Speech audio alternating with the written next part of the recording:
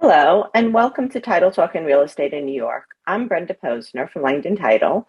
Today we have Michael Landsman with us. So, Michael, you want to tell everyone a little bit about yourself? Sure. Good morning, Brenda. Nice to see you again. My name is Michael Landsman, and I'm the co-managing partner at the firm Holman O'Hara LLP. We're a firm here in Midtown Manhattan, and we specialize in helping real estate investors.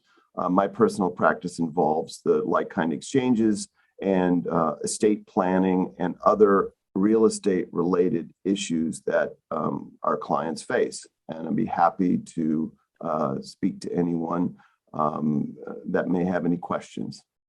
Okay. So, today we're going to talk about 1031 exchanges, or also known as like-kind exchanges. So, Michael, you want to tell us what that is? Sure. A like-kind exchange refers to Section 1031 of the Internal Revenue Code.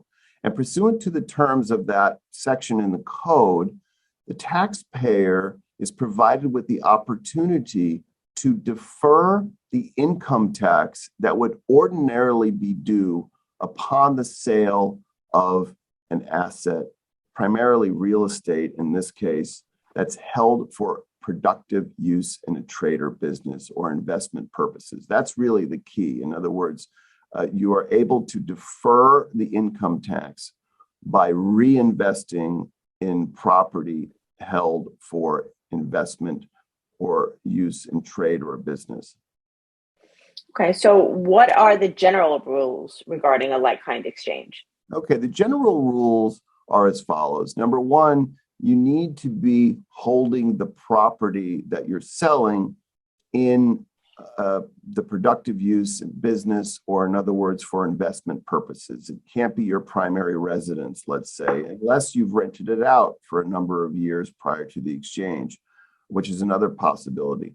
The second rule are really the timing constraints. In other words, you have 45 days from the date of the sale of the relinquished property, that's the property you sold, to identify the replacement properties.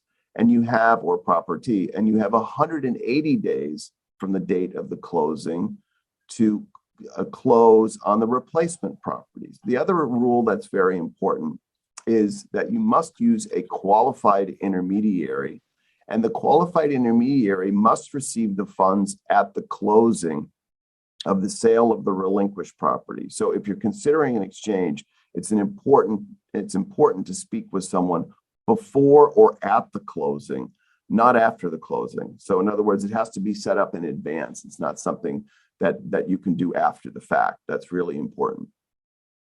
Okay, so what is a like kind of property? Okay, like-kind property refers to other property held for investment purposes or use in a trade or business. So in other words, if I sell a multifamily property, let's say an apartment building with 6 apartments and a store on the ground floor, and I've been using that property obviously I've been using it as investment property, and even if I've lived in one of the apartments or 2 of the apartments, it's still investment property. And then I need to go find other property that's investment property for the replacement property. So for example, I could go out and buy a triple net lease property, which is usually a single tenant property, and you see them all around the country.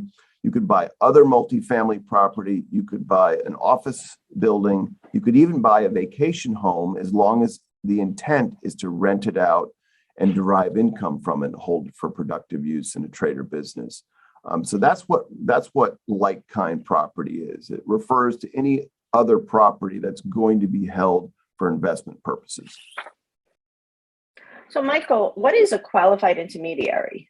Okay, qualified intermediary refers to the independent third party that's required to facilitate the exchange. So in other words, we would engage a qualified intermediary as part of the team that's used during a like-kind exchange. They prepare the documents that are required to evidence the exchange. They police the deadlines. In other words, they're the ones that receive the notice in 45 days from the closing of the prospective replacement properties, and they'll also hold the funds. So in other words, at the closing of the sale of the relinquished property, the funds are typically wired or sent by FedEx with checks to the qualified intermediary. And then the qualified intermediary sets up an account and provides evidence of the funds. And they're custodians, and they're invaluable really to the process. I mean, not only are they required, but they can also be very, very helpful, because this is all they do is structure exchanges and help with that administration. So, what are the time constraints involved? Okay, the time constraints of a like-kind exchange are as follows. Number one, the exchanger must identify the prospective replacement properties within 45 days of the date of the closing of the sale of the relinquished property. So again, it's that closing date.